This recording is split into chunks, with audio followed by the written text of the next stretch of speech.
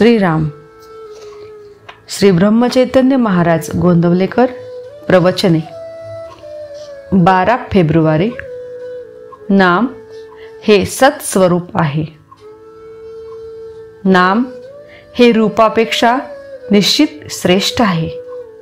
त्यामुळे रूपाचे ध्यान मनामध्ये आले नाही तरी नाम सोडू नये.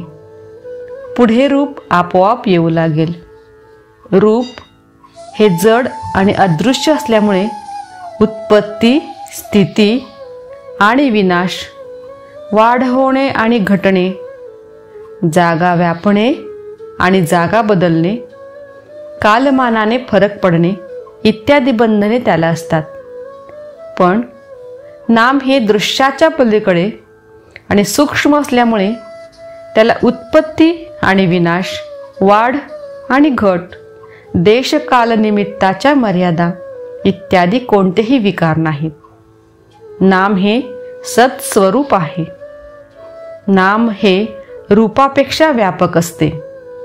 व्यापक वस्तूचे क्षेत्र मोठे असल्याने तिच्यामध्ये शक्ती देखील अधिक असते. जिच्यामध्ये शक्ती जास्त असते ती वस्तू अधिक स्वतंत्र असते. जी वस्तू अधिक स्वतंत्र असते तिला बंधने किंवा मर्यादा कमी असतात.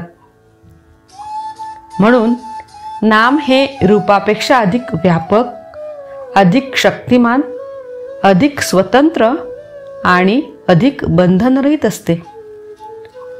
आपली ज्ञानक्रिया कशी चालते ते पाहू. आपण एका टेकडीवर उभे राहून सृष्टी सौंदर्य पाहिले.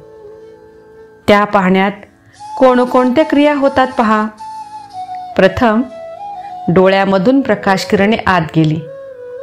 बाह्य पदार्थांचे मनुष्याला ज्ञान व्हायला इंद्रिये हे पहिले साधन आहे. इंद्रियांमधून आत आलेले संस्कार एकत्र करून मन त्यांना वस्तुस्वरूप देते. वस्तुस्वरूप तयार झाल्यावर बुद्धी सारासार विचार करून त्या वस्तूचे यथार्थ ज्ञान आपल्याला करून देते. पण मनुष्याच्या बुद्धीचा व्यापार इथेच थांबत नाही.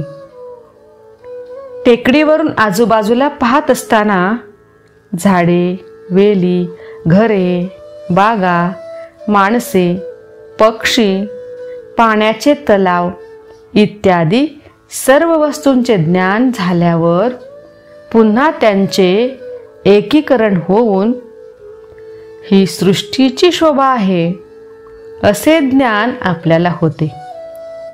म्हणजे अनेकात एकत्व शोधणे हेच मानवी ज्ञानाचे लक्षण आहे. या जगामध्ये कितीतरी वैचित्र्य आढळते. नाना तऱ्हेचे दगड, नाना तऱ्हेचे किडे, नाना प्रकारचे पक्षी, प्राणी, या सर्वांची नावे जरी भिन्न असली तरी त्या सर्वांमध्ये असणेपणाचा गुण आहे. म्हणजे सजीव प्राणी झाला तरी तो आहे आणि निर्जीव वस्तू झाली तरी तीही आहे.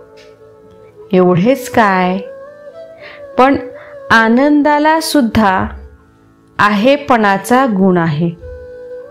या असणेपणाच्या गुणाला नाम असे म्हणतात.